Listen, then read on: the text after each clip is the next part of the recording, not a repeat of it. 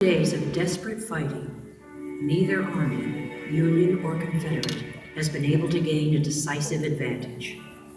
General Meade and his Union Army have fought a strong defensive battle against waves of Confederate attacks. But today, General Lee believes his army can deliver a crushing blow. He plans to strike hard at both ends of the Union line. But at first light, artillery on the Union right bombards Confederates at Culp's Hill, and the battle there is on. Over the next 7 hours, the Union will prevail on Culp's Hill.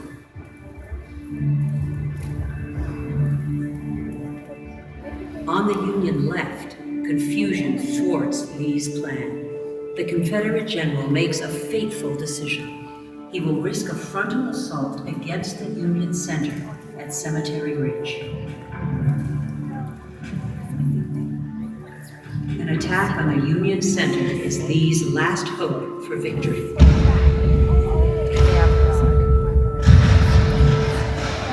At 1 o'clock, 150 Confederate cannon open fire. Union guns thunder back. The massive bombardment continues for nearly 2 hours.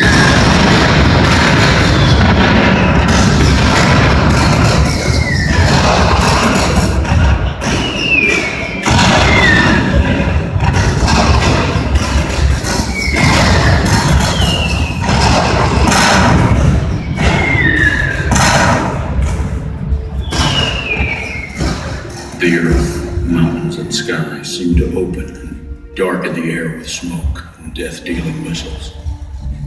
The earth seems unsteady, the air agitated by the wings of death. It was one grand raging clashing of sound, with a bursting of shells so incessant that the ear could not distinguish the individual explosions. Such a storm of shot and shells were sent forth as no battlefield in America ever witnessed.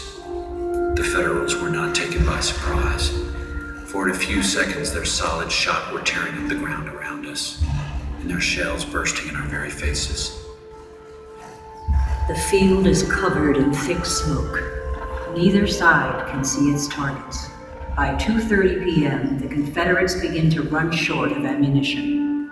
At General Longstreet's nod, commanders shout orders, and the Confederate infantry, drawn from the divisions of Generals Pickett, Pettigrew, and Trimble, step out of the woods and rise up from the fields.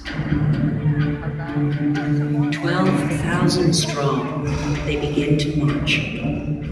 A mile away, some 7,000 Union troops await their advance. You can't imagine how beautiful it looked to see them stretching across the field, in 3 columns, in good line, and banners flying.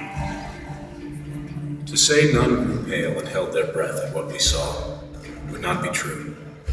An overwhelming, resistless tide of an ocean of armed men sweeping upon us.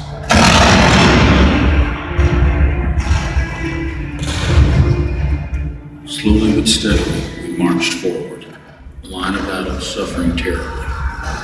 At every step, some poor fellow would fall, and as his pitiful cry would come to my ear, I almost imagined it the wail of some loved one he had left at home. The Confederates traverse 1,000 yards in parade ground order, closing ranks where Union artillery tears holes in their line. Our men reserved their fire and allowed them to come so far as in their judgment was far enough, and then blazed upon them such a withering musketry fire as literally mowed them down.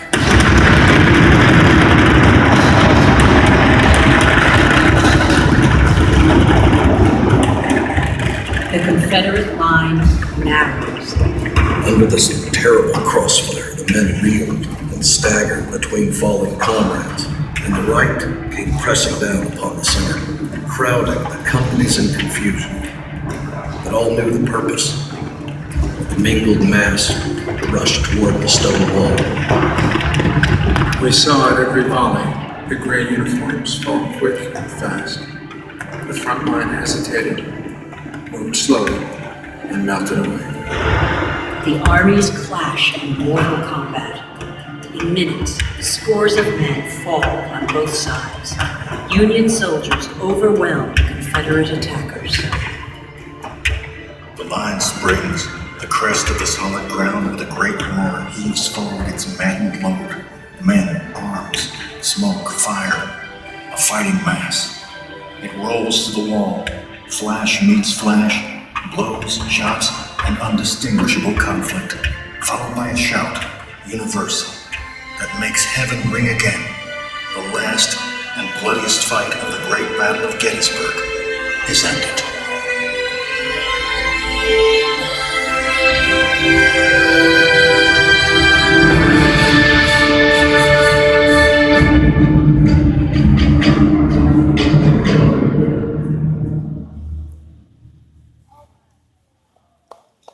The Union Army has triumphed. General Lee and the Confederates have gambled and lost. Their chance for victory in Pennsylvania is gone, and they have lost thousands of soldiers and many valuable leaders. Some 6,000 are dead, wounded, or captured.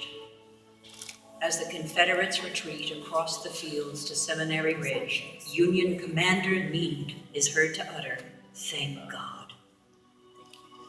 General Lee rides among his men, telling them, "This has been all my fault. It is I who have lost this fight."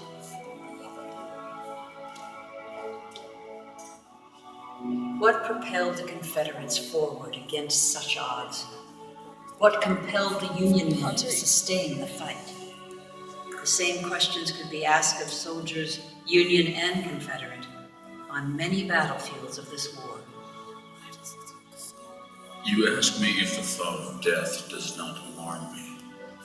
I will say that I do not wish to die. I myself am as big a coward as any could be. But give me the bullet before the coward when all my friends and companions are going forward. If I fall, it will be in a good cause in the defense of my country. My home, fireside. The man who does not dread to die or to be mutilated is a lunatic. The man who, dreading these things, still faces them for the sake of duty and honor is a hero. A soldier has but one thing in view, and that is to fight the battles of his country with honor, have a liking for all his brothers in arms, and the blessing of God and the prayers of his friends at home. When this painting was first displayed in the 19th century, the experience was said to be so realistic that veterans of the battle wept.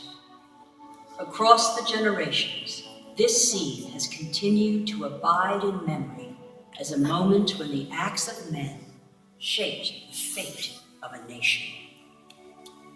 In great deeds, something abides. On great fields, something stays. Forms change and pass, bodies disappear, but spirits linger to consecrate the ground for the vision place of souls. Generations that know us not, that we know not of, are heart drawn to see where and by whom great things were suffered and done for them.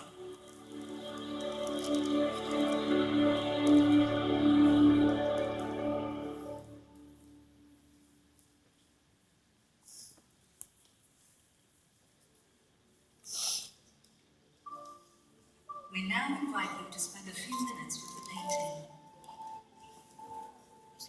Ladies and gentlemen, you're now viewing the original oil-on-canvas painting of Pickett's Charge. The painting is 42 feet tall, 377 feet in circumference. It is the largest oil painting on display in North America. The cyclorama was completed in less than 1 year, back in 1884. The main artist's name was Paul Filippeto, and he was assisted by approximately 15 other artists that helped him create it. And when the painting was finished, it was first shown in Boston back in 1884. It was held in a specially built large round building displayed just like you're seeing it today. Think of this like the movie theater of the old days before they had movies.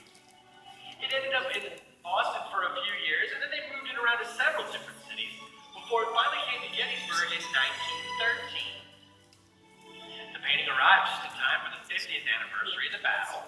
It's remained here in town ever since. It was housed in 2 other buildings before this building, but the cyclorama was in really bad condition in that old building, and they spent almost 5 years completely restoring the campus. It opened in this facility in 2008 after a massive 5-year restoration, and today it looks just like it would have looked 134 years ago when it was first created. You folks have lots of extra time to walk around, soak in the painting. If anyone has any questions, Perpetua's on my left. My name is Chris.